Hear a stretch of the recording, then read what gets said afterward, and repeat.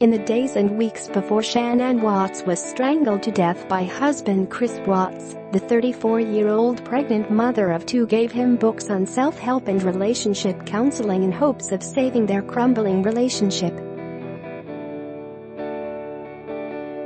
But he ignored them, even throwing one in the garbage, because he had already mentally checked out of the marriage, Weld County, Colorado. District Attorney Michael Rourke told the court at Chris's sentencing hearing on Monday. Get push notifications with news, features and more. Following you'll get the latest updates on this topic in your browser notifications. The 33-year-old wanted a new life with his new girlfriend, and his wife and young daughters were not going to stop him, Rourke told the judge. His motive was simple, Your Honor, Rourke said in Weld County District Court, as Chris sat behind him, looking down and noticeably shaking his leg during most of the hearing. He had a desire for a fresh start, to begin a relationship with a new love that overpowered all decency and feelings for his wife, his daughters and his unborn son, Rourke said. The judge then sentenced Chris to life in prison without parole, the maximum penalty under a plea deal with prosecutors which sought him admit his crimes in exchange for avoiding the death penalty. On November 6, Chris pleaded guilty to first-degree murder in the August slayings of Shanann, who was then 15 weeks pregnant with a son to be named Nico, and daughters Bella and Celeste. Chris also admitted to multiple counts of tampering with the dead body and unlawful termination of a pregnancy. After his arrest in August, 2 days after the murders, authorities revealed that Chris was having an affair with a woman from his work, who later identified herself as Nicole Kessinger. Kessinger said in an interview with the Denver Post that he lied to her by saying he was in the process of getting divorced. Until Monday, Rourke had never detailed exactly what Chris was doing this summer before he strangled Shanann and smothered Bella, 4, and Celeste, 3.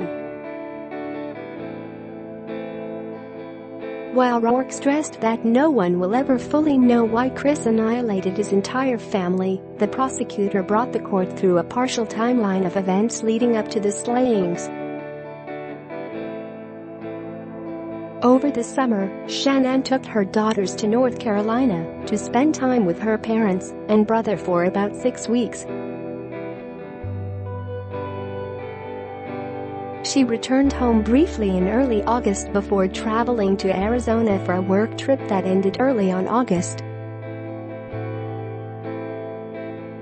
13, when she and the girls were killed.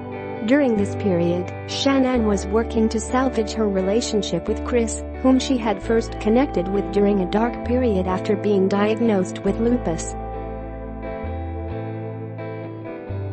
He only knew me at my worst, and he accepted me, she shared on Facebook earlier this year. At the same time that Shanann was trying to see what could be saved between them, Chris was continuing his affair, according to authorities. Kessinger told the Post that she and Chris met at the end of June, and their relationship turned physical in July. Shanann had become pregnant around the end of April. While Shanann texted the defendant over and over again in the days and weeks leading up to her death attempting to save her marriage, the defendant secreted pictures of his girlfriend into his phone and searched and texted her at all hours of the night, Rourke said in court on Monday. Shanann spent those 6 weeks in North Carolina with her family caring for her daughters and still working at her part-time sales job. Chris, on the other hand, spent his time searching the internet for secluded vacation spots to take his new love and researching jewelry, Rourke said.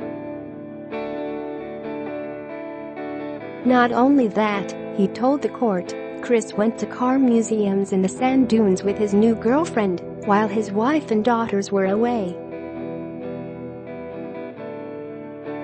The stark contrast between the subjects of their internet and text content is absolutely stunning, Rourke said.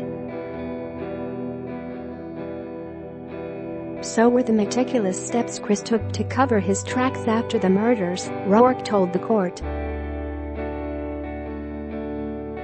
The morning after he killed his family and disposed of their bodies at an oil work site owned by his then-employer, Chris called the school the girls were set to attend, saying they would no longer be coming, Rourke said. It was an apparent effort to prevent police from learning about the deaths, which was quickly undone once Shannon's friend reported her missing the morning of August 13 when she missed a doctor's appointment. In addition to lying about his children to their school, Chris contacted a realtor to discuss the selling of his house, Rourke said.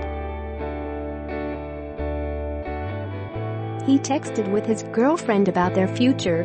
Nicole told the Post she realized Chris was lying to her when his family disappeared and she learned Shannon had been pregnant. On August 15, she called the authorities. Chris was arrested that night. For all the information learned about Chris's infidelity, however, none of this answers the questions about why, Rourke said on Monday. If he was this happy and wanted a new start, get a divorce. You don't annihilate your family and throw them away like garbage. He said. Why did Nico, Celeste, Bella, and Shannon have to lose their lives in order for him to get what he wanted?